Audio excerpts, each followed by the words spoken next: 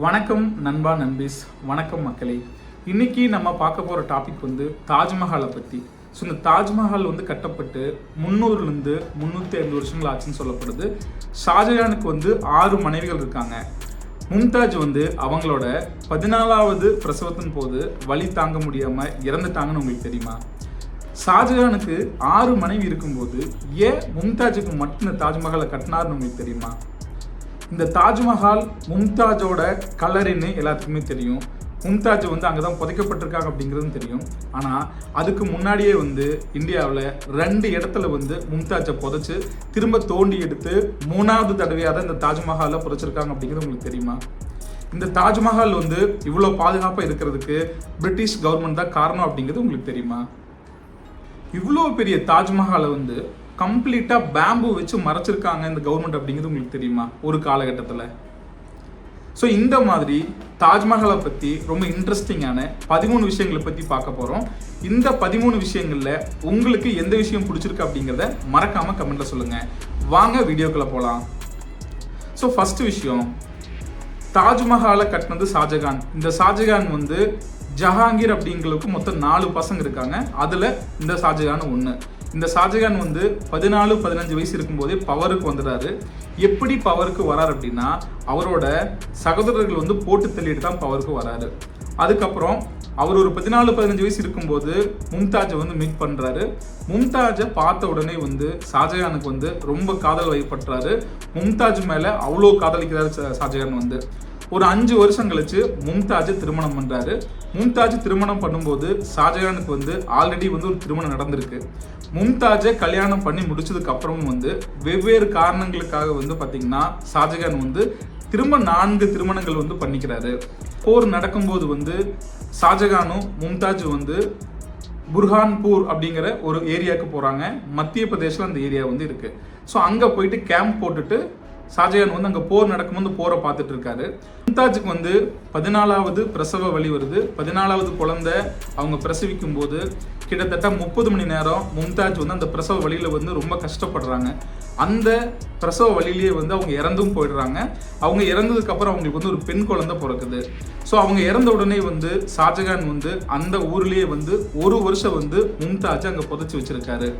அதுக்கப்புறம் இந்த போர் நடந்துட்டு இருக்கு. இந்த ஷாஜகான் போர் ஃபுல்லாக பார்த்துட்டு இருக்காரு. போரில் ஜெயிச்சுட்டு இருக்காரு.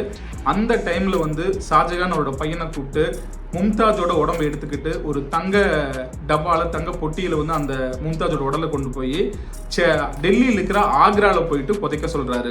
மும்தாஜோட காதலோட நினைவாக ஷாஜகான் தாஜ்மஹால் கட்டுறதா முடிவெடுக்கிறாரு. ரொம்ப பிரம்மாண்டமாக இருக்கணும் அப்படிங்கிற ரொம்ப தெளிவாக இருக்காரு. ஸோ ஆக்ராவில் தாஜ்மஹால் கட்டுறதுக்கு முன்னாடி பக்கத்துலேயே அந்த வேலைகள் முடிகிற வரைக்கும் ஒரு இடத்துல ஆக்ராவில் மும்தாஜ் புதைச்சி வைக்கிறாங்க. இந்த தாஜ்மஹால் கட்டப்பட்டது கிட்டத்தட்ட பார்த்தீங்கன்னா 22 வருஷங்கள் கட்டப்பட்டதாக சொல்லப்படுது. இந்த தாஜ்மஹால் கட்டுறதுக்கு 22,000 கன்ஸ்ட்ரக்ஷன் பண்ணுறதுக்கு மட்டும் ஒர்க்கர்ஸ் வேலை செஞ்சதாக சொல்லப்படுது. 6 ஆர்கிடெக்ட்ஸை வச்சுட்டு இந்த வேலையை செஞ்சுருக்காங்க. அது மட்டும் இல்லாமல் 1000 யானைகளை இந்த கன்ஸ்ட்ரக்ஷனுக்கு பயன்படுத்தப்பட்டதாக சொல்லப்படுது. ஸோ இந்த தாஜ்மஹால் ஒரு வழியாக கட்டி முடிச்சதுக்கப்புறம் அந்த தாஜ்மஹாலை சுற்றி கட்டி இருக்கிற மரங்கள், நம்ம தாஜ்மஹால் ஒர்க் முடிஞ்சதுக்கப்புறம் சுற்றி ஃபுல்லாக மரங்கள் கட்டி இருந்திருக்காங்க.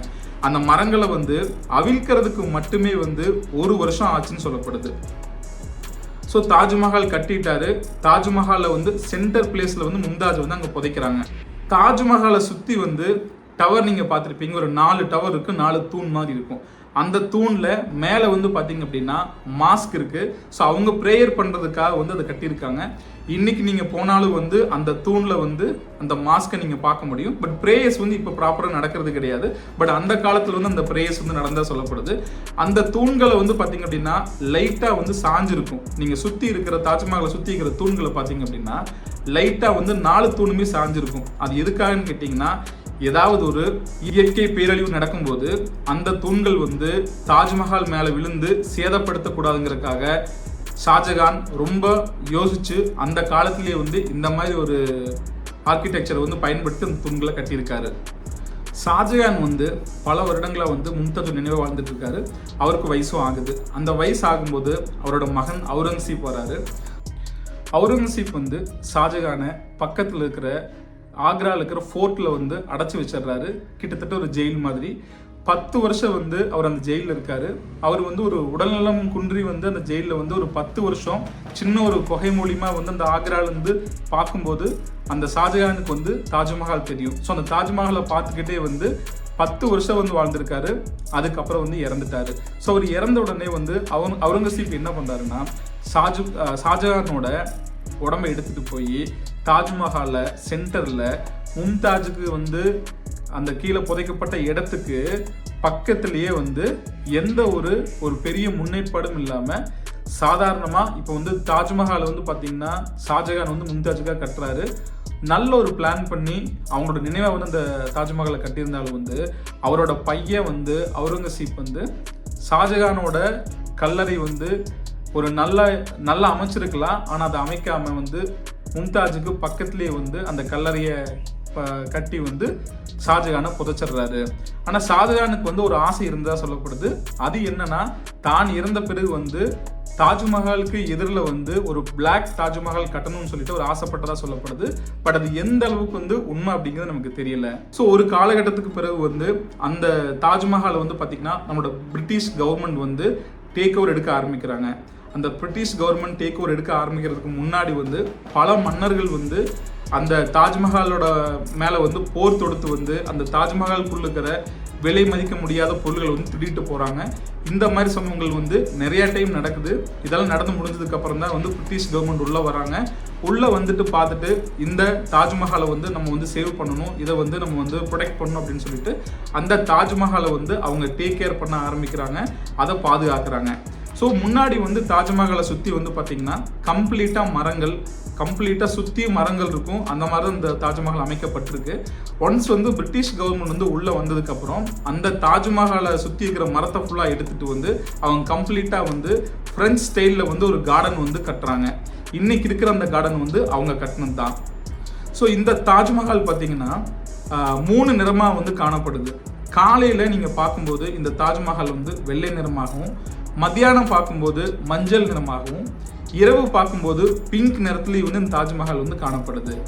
இந்த தாஜ்மஹால் வந்து மற்றவங்களுக்கு வந்து தாக்குதல் நடத்தும் போது தெரியக்கூடாது அப்படிங்கிறதுக்காக பிரிட்டிஷ் கவர்மெண்ட் என்ன பண்ணுறாங்கன்னா, இந்த தாஜ்மஹாலுக்கு மேலே இருக்கிற அந்த உருண்டையாக இருக்கு இல்லையா, அதை சுற்றி வந்து கம்ப்ளீட்டாக வந்து பேம்பு வச்சு மறைக்கிறாங்க. எதனால் அப்படின்னா, போர் தொடுக்கும் போது வந்து மற்ற மன்னர் கூட்டத்துக்கு வந்து இந்த தாஜ்மஹாலும் தெரியக்கூடாதுங்கிறதுக்காக வந்து அந்த மறைச்சு வைக்கிறாங்க.